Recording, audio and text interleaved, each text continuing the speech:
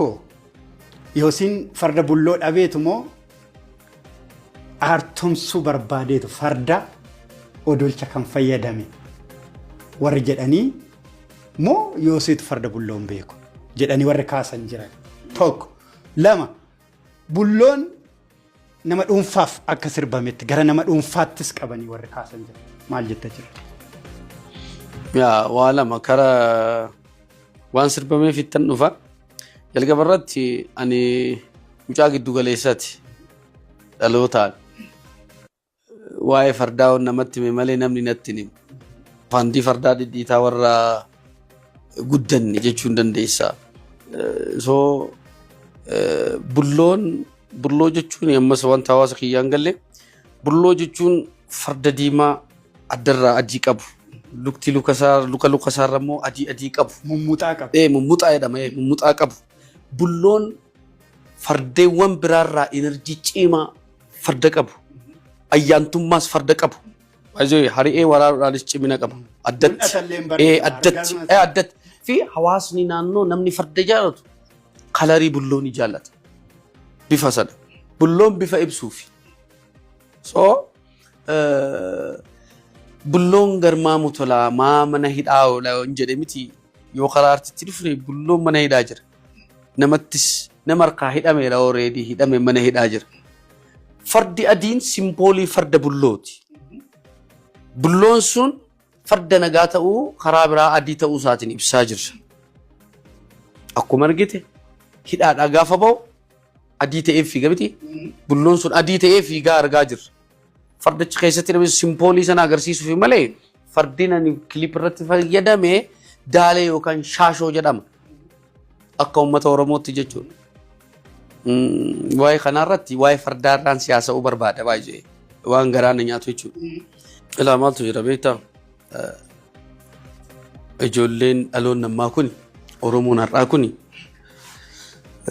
baay'een namaa warra miiraan oofamu. Oromoo jechuun eenyu jechuudha? Tokko yoosiin farda bulloo dhabeetu moo aartumsuu barbaadeetu farda odolcha kan fayyadame warri jedhanii moo yoosiitu farda bulloon beeku jedhanii warri kaasan jiran.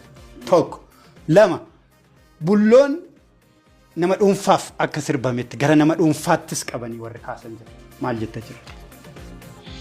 Yaa waa lama kara waan sirbameef ittan dhufa. Jalqabarratti ani mucaa giddu galeessaati dhalootaan waa'ee fardaa namatti hime malee namni natti himu.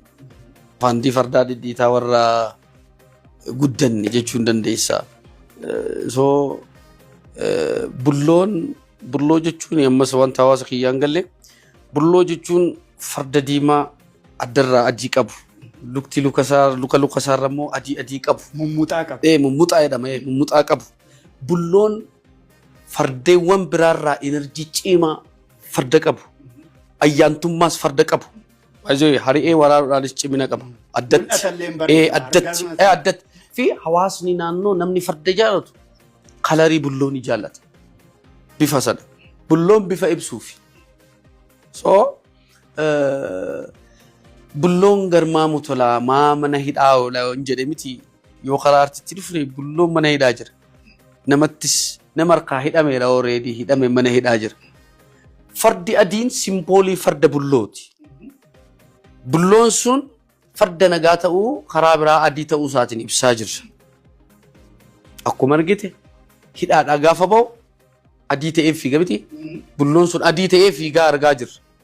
Fardachi keessatti namni simboolii sana agarsiisuuf malee fardin ani kilip irratti fayyadame daalee yookaan shaashoo jedhama. Akka uummata Oromootti jechuudha. Waa'ee kanarratti waa'ee fardaarraan siyaasa'uu barbaada baay'ee waan garaan nyaatu jechuudha. Ilaa maaltu jira beektaa?